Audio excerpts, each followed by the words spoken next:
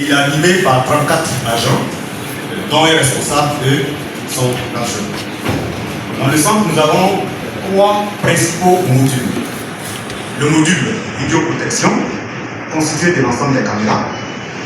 Le module radiocommunication, géré par un dispatcheur répartiteur de communication qui assure la coordination de la communication radio et l'assistance des utilisateurs radio. Ensuite, nous avons le module appel d'urgence. Ce module est censé gérer les appels de secours des citoyens. Et pour l'instant, ce module n'est pas encore activé. Le centre a une vocation. Sa vocation, c'est de contribuer à la sécurisation de nos vies. Donc, de contribuer à assurer la quiétude de nos citoyens. Sa mission est triple, parce qu'encastrée dans un triptyque que nous appelons le SA, si vous voulez, le S2A. Le S pour superviser donc l'espace public à travers les caméras. Le premier A pour alerter les unités opérationnelles en cas de tout fait d'intérêt. Le second A, c'est assister en temps réel et en différé. Le ministère de la Sécurité a inscrit dans ses activités le lancement du concept sécurité S247. S247, comme vous l'imaginez, sécurité 24 heures sur 24, 7 jours sur 7.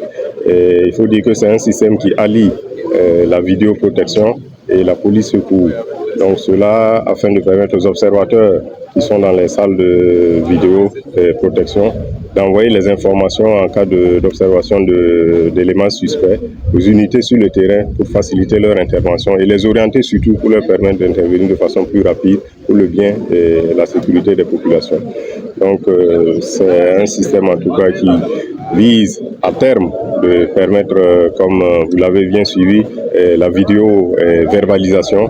Donc cela, justement, qui nous a amené à l'inscrire dans le cadre de cette journée d'engagement patriotique parce que cela va nous engendrer ou nous conduire indéniablement vers une autodiscipline. Parce que on ne peut pas mettre un policier à chaque feu, on ne peut pas mettre un gendarme à chaque carrefour.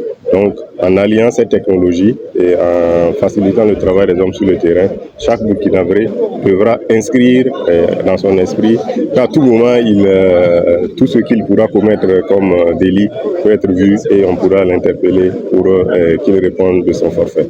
Il faut dire que comme toute technologie qui se veut en tout cas en phase pilote, nous avons commencé par les grandes villes, notamment Ouagadougou et Bobo, qui sont couvertes dans une grande partie.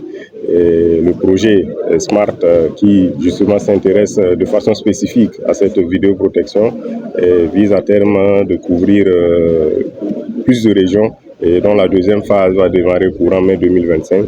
Et en tout cas, nous sommes déjà bien avancés et dans les jours et je dirais les mois à venir. Je pense que nous pourrons travailler à couvrir en tout cas la totalité des régions du Burkina Faso. Qui dit vidéoprotection dit protéger les entrées aussi bien que l'intérieur. Donc en plus des hommes qui protègent les entrées et les sorties, il y a également ce dispositif qui permet naturellement de surveiller et pour pouvoir donner les informations qui auraient échappé à l'œil humain, si vous voulez. Voilà, donc ces différentes entrées sont prises en compte naturellement et pour justement permettre au système d'être plus efficace.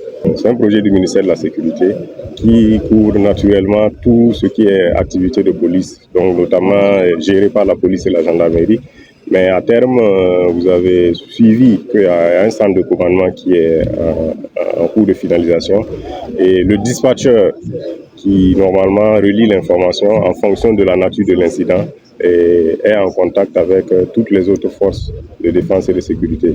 Donc pour en cas d'accident, il y a déjà eu des exemples même en cas d'accident où il n'y a pas de policiers ou de gendarmes à côté. L'équipe de vidéosurveillance alerte directement la Brigade nationale des sapeurs-pompiers pour permettre une intervention rapide. Il y a déjà eu des accidents très graves qui ont été signalés et à terme aussi également les forces de défense et de sécurité. Et comme je vous le disais, en réalité c'est un projet intégré et dans un système de communication global. La sécurité des forces de défense et de sécurité. Et donc, toutes les structures qui interviennent dans le domaine de la sécurité intérieure ont des canaux de dispatching où, à partir du centre de commandement et en fonction de la nature de l'incident, ces unités sont directement contactées pour qu'ils puissent donner une solution rapide et efficace. L'objectif de la mise en place de ces postes de police secours là, c'est de réduire le temps d'intervention des équipes de la police secours dans la ville de Ouagadougou. Et comme mission assignée à ces postes de police secours, nous avons assisté l'assistance des personnes en situation de détresse, intervenir en cas de trouble à l'ordre public, renseigner, sensibiliser les usagers de la voie publique.